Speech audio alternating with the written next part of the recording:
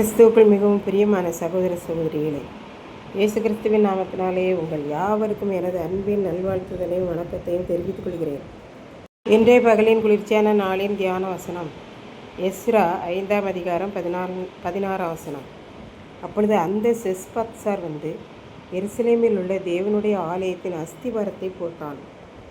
Babylon கோவிலில் கொண்டு போய் வைத்திருந்த எருசலேம் தேவாலயத்தின் சகல பணிமுட்டுகளையும் பெர்சியாவின் ராஜாவாகிய கோரேஸ் பாபிலோன் கோவிலிலிருந்து எடுத்து அவர் தேசாதிபதியாக நியமித்த செஸ்பத்சார் என்கிற பெயருள்ளவனிடத்தில் அவைகளை ஒப்புவித்ததுமன்றி, நீ இந்த பணிமுட்டுகளை எல்லாம் எருசலேம் தேவாலயத்துக்கு கொண்டு போ என்று கூறினார். பெர்சியா ராஜாவாகிய கோரேஸ் பின்னும் தேவனுடைய ஆலயம் அதே இடத்தில் மறுபடியும் கட்டப்பட வேண்டும் என்றான்.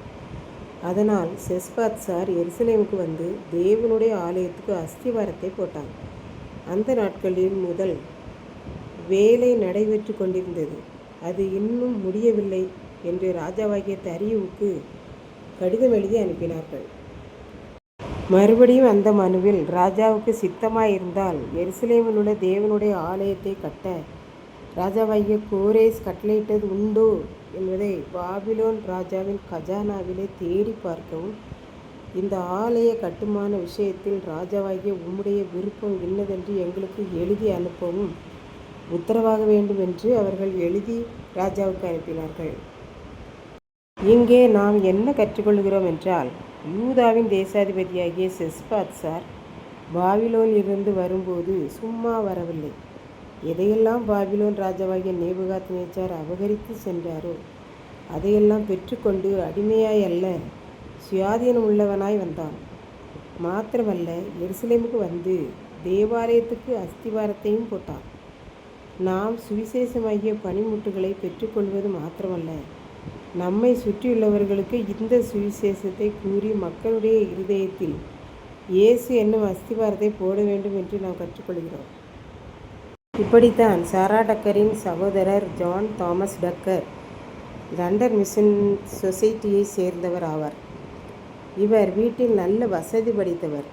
ஆனால் இந்தியா என்கிற ஒரு நாடு இருக்கிறது, அது இயேசுவை அறியாத நாடு என்று கேள்விப்பட்டதும் தன்னை இந்தியாவுக்காக அர்ப்பணித்து ஜெபித்தார்.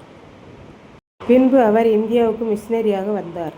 இங்கே இருக்கிற மக்களின் நிலைமையை பார்த்த அவர் இந்திய நாட்டு மக்களுடைய கல்விக்காகவும் மருத்துவத்திற்காகவும் தன்னுடைய எல்லா சொத்துக்களையும் விற்று பணிமுட்டுகளாகிய பணமாக கொண்டு வந்து திருநெல்வேலி, தூத்துக்குடி மாவட்டங்களில் உழைத்தார். அவருடைய பணிமுட்டுகளை செலவு செய்து சுவிசேஷம் என்கிற அஸ்திவாரத்தை மக்கள் மனதில் போட்டார்.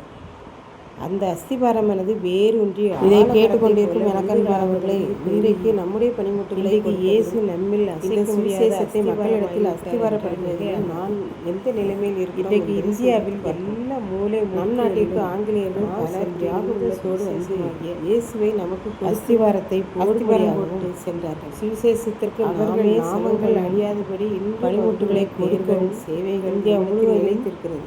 சுவிசேஷம் போடப்பட வேண்டும் என்றும் நாட்டிற்கு கூறி உழைத்து கொண்டிருக்கிறோம். சுவிசேஷத்தை அஸ்திவாரத்தை போடுவோம்.